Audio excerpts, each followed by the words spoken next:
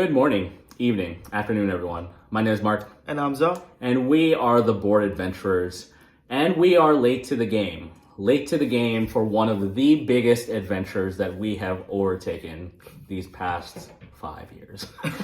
We're going to review today the 1-to-4 player game Gloomhaven, designed by Isaac Childress and published by Cephalofair Games.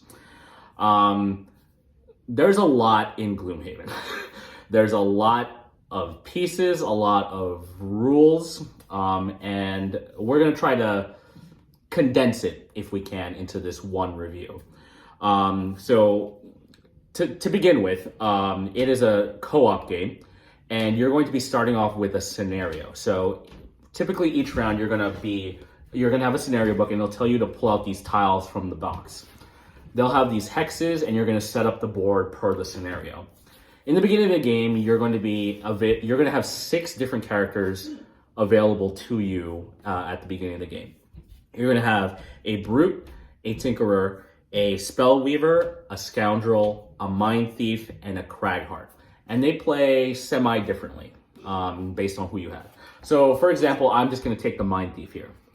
The important thing about this is that you're going to take your own player board, and it's going to tell you how many cards you're going to have per scenario. And that's how many cards you're going to take into your hand into each scenario. When you play the game, again, just going off the scenario, is you're going to take 2 cards and you're going to play them. Depending on the number of players, you're all going to reveal them simultaneously. And you're going to look at the number. One of these you're going to take as your initiative value. The initiative is going to be that middle number. That number will determine who goes first and then in what order. When you have enemies in the room, you're going to take the initiative of the card that you draw, which again comes from the box. You're then going to move your characters, move the enemies based on what they do, and perform any abilities that are based on the card.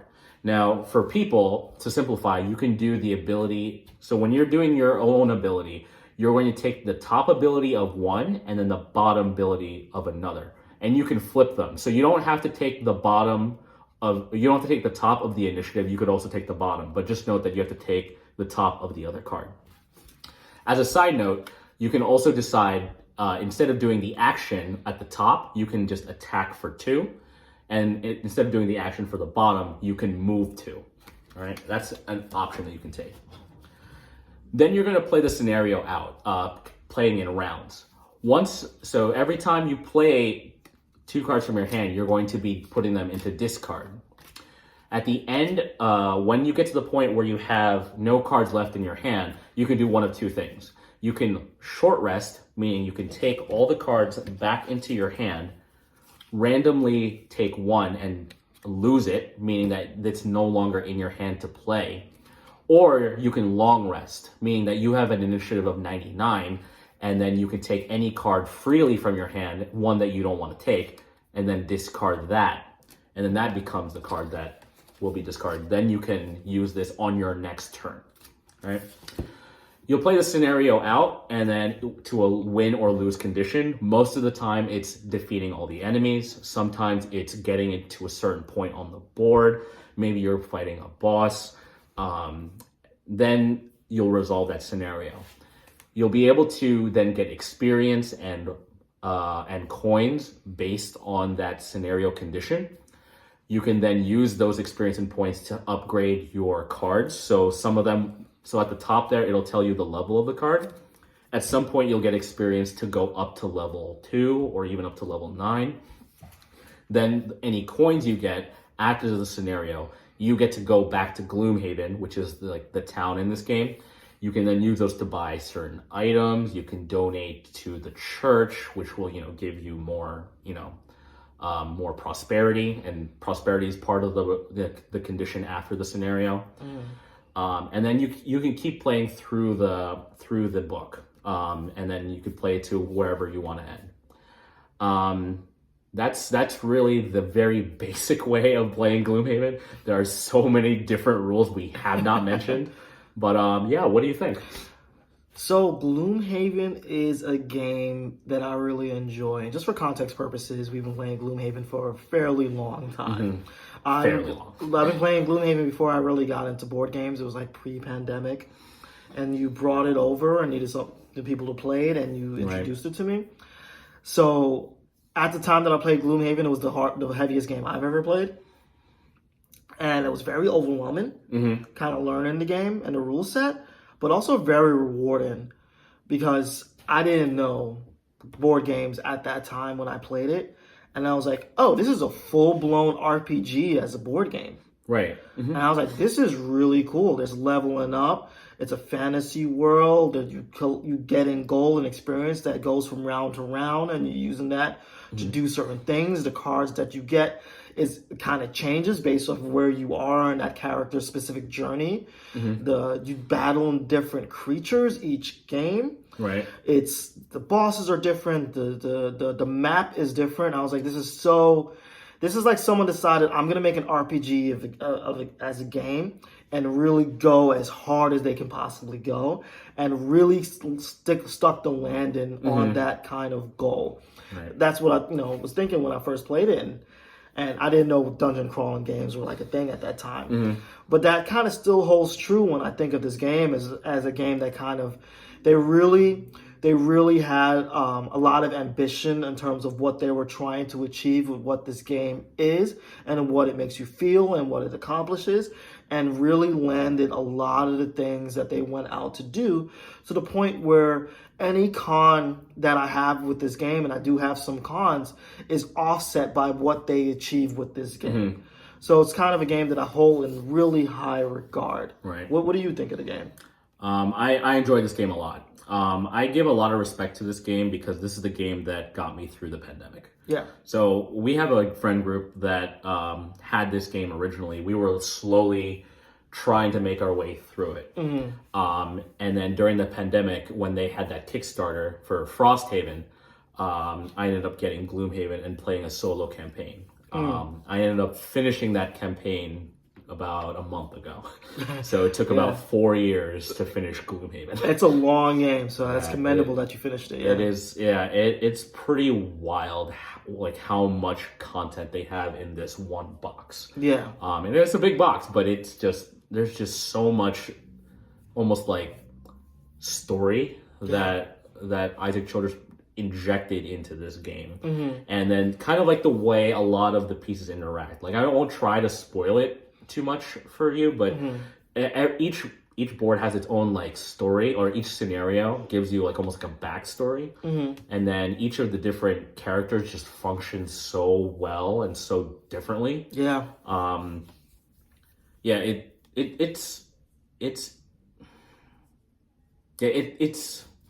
It's a complicated game. It is a very complicated game. Yeah, there's a lot to it. And you mentioned the characters, and that's kind of like the best part of the game for me. How different the characters are, how they feel. And I love, and this is kind of a spoiler a little bit, but I think if you know Gloomhaven, you know this aspect of it, where you could retire characters. Right. And then get new characters. Yes. And there's all, and then you don't know what those characters are until you pluck them out of the box. And then there's like this discovery mechanism to the game where you like taking a character out the thing, looking at the figurine and the cards and being like, oh, this is so cool. This is like really different from everything I played before. And that's kind of a underrated aspect of the game. And just for transparency's sake, I know we mentioned you finished the game. You did the whole campaign. For me, particularly, I was early on part of your campaign, jumped in and out, but haven't played as many games as you have. Right. Nowhere near as many games as you have. So just for transparency's sake, really should add and for me, I was able to unlock every character. Yeah. So I saw how each of them played. That's one of the cons I might say about this game is that if you start off with a character that maybe doesn't go to your play style, you might not be very fascinated with this game. I will say there were some characters that I definitely liked more than ones that had retired. Yeah. I wish I could unretire a character, but that wasn't possible per the game rules. So you sometimes had to live with a certain character going through.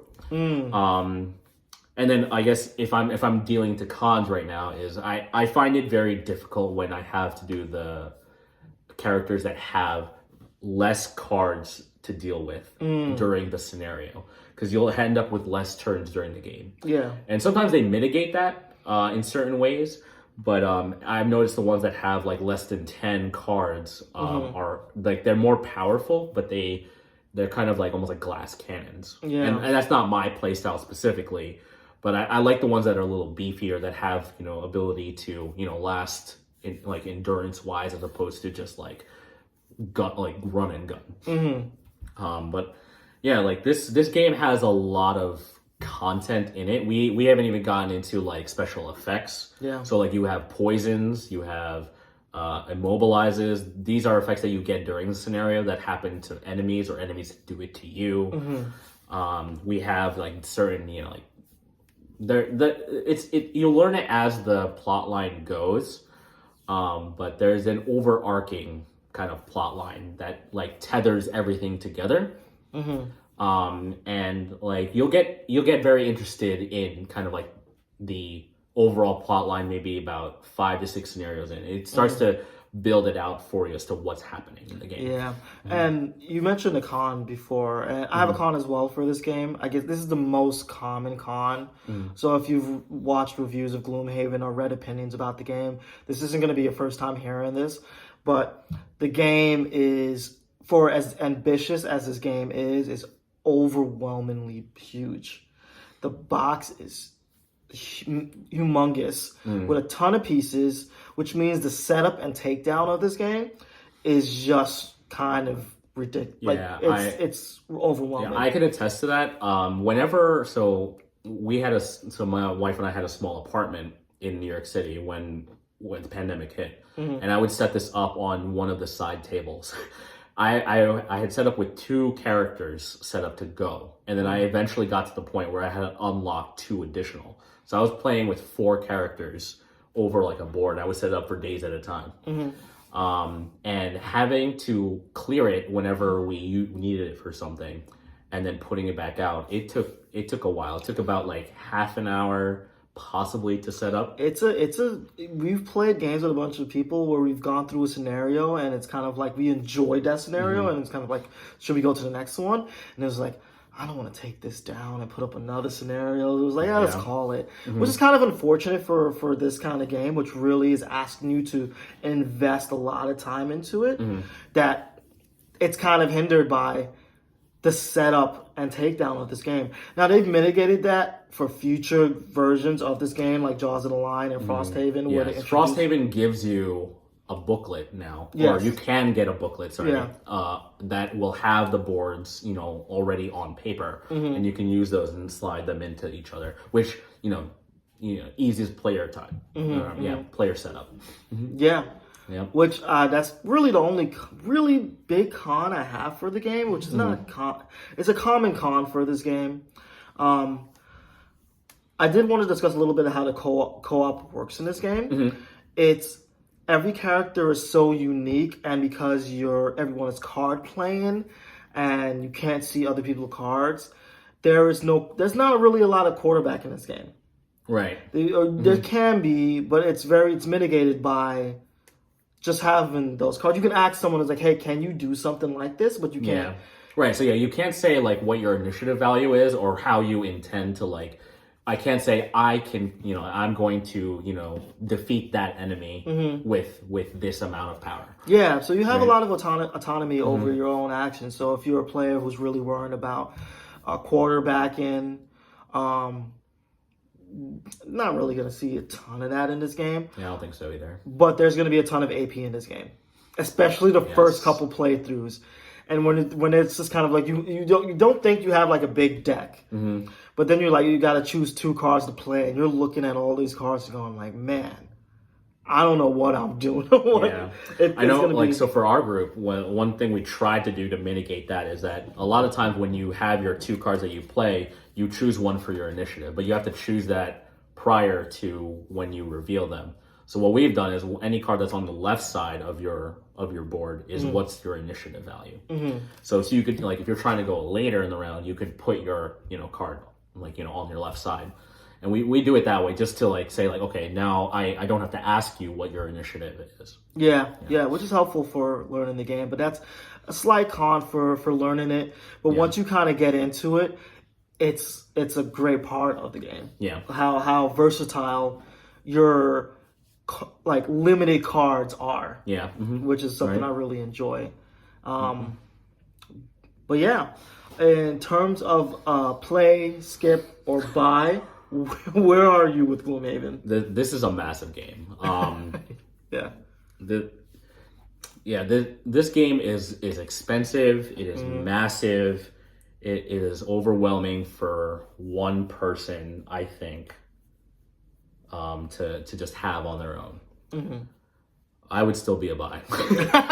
This game, I would not have played this game for this long if I didn't like the game. Yeah. The fact that I lasted 4 years on this game attests to how much depth there is to this game. Yeah.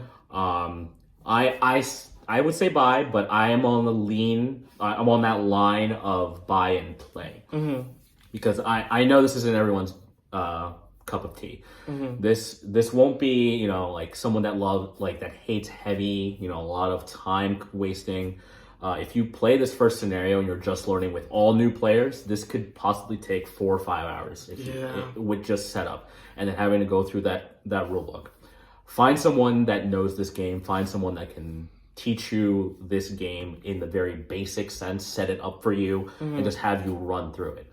If that's something that you would like to do, then it's something that you like, then definitely consider finding maybe a used copy.